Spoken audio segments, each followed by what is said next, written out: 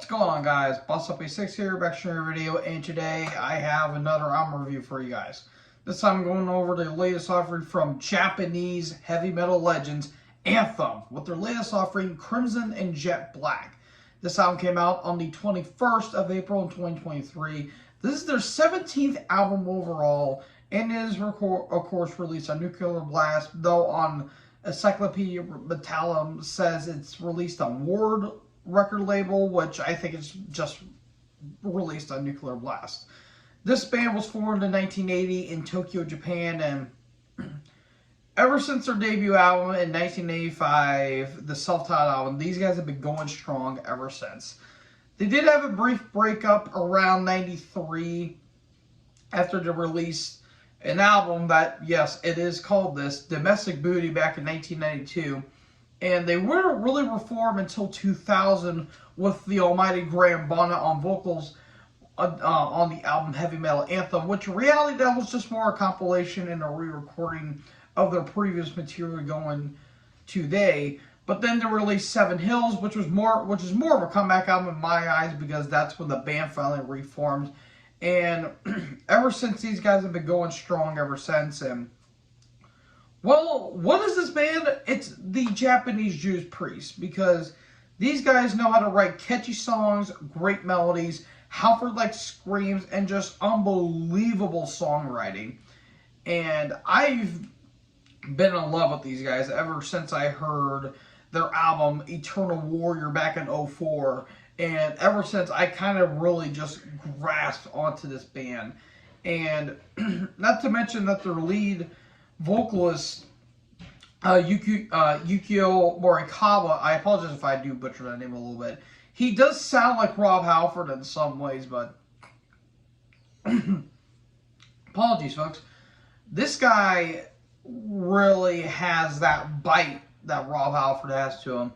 And of course, on guitars and alongside backing vocals, you have Akiya Shimizu. And on bass, you have Naoto Shibata, who I think was actually the band's forming member. I think he formed the band as well. And you have Asabu Tamaru, who actually came on drums on their album in 2012 entitled The Burning Oath.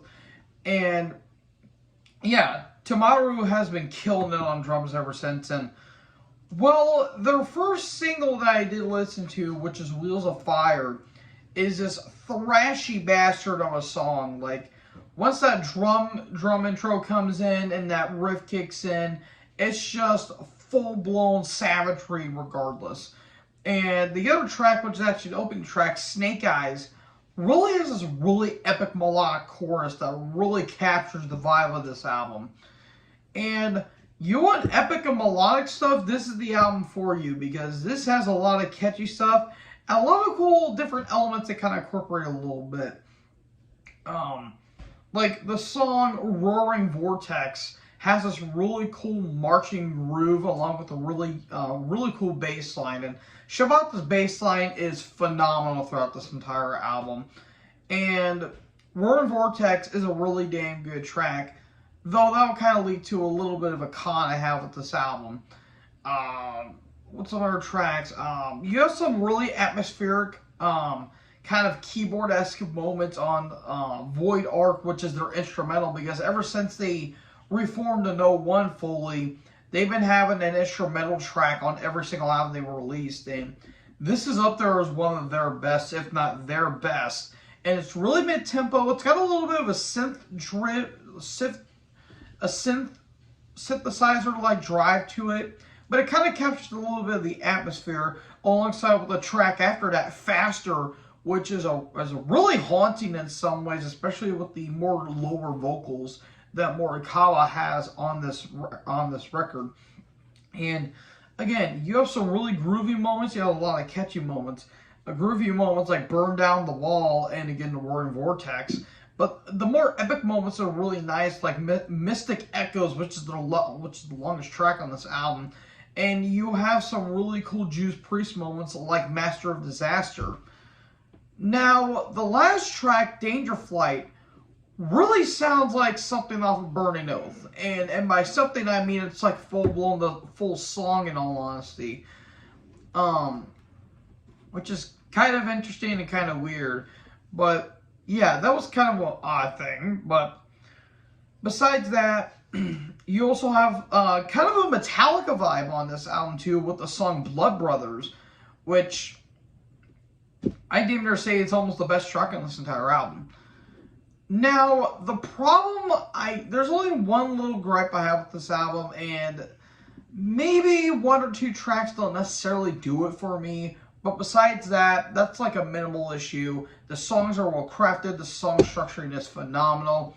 It does sound like Morikawa's vocals are a little strained because they're kind of inspiring him to do more American-style vocals instead of the Japanese-style vocals that he tends to do, which for the American audience is fine, but for the European side, maybe a little taken back a little bit. He does sound a bit strained, but this dude's still making phenomenal vocal passages regardless. So yeah, all in all, if you want some classic metal with a little bit of a power metal and a little bit of thrash twinge veneer, look no further than this album. I knew this album was going to be great before it was even announced based on the singles I heard, and this album did not disappoint. This is getting an A. It's up there with my favorite album of the year so far. Maybe alongside the new Hellripper album, but that's it, folks. This is a bit of a short review because not a whole lot. There wasn't really a whole lot to talk about with this album. It's just great classic heavy metal by absolute metal legends. And if you guys don't know this band, please check out their stuff. Highly recommend it. Some good recommendations, maybe Gypsy Ways, Hunting Time, No Smoke Without Fire, Domestic Booty, which is basically their Painkiller album. Even their later output's really damn good, like Seven Hills, Eternal Warrior, what was the one after that? Immortal, Black Empire, and like Burning Oath, and Engraved, and Absolute World.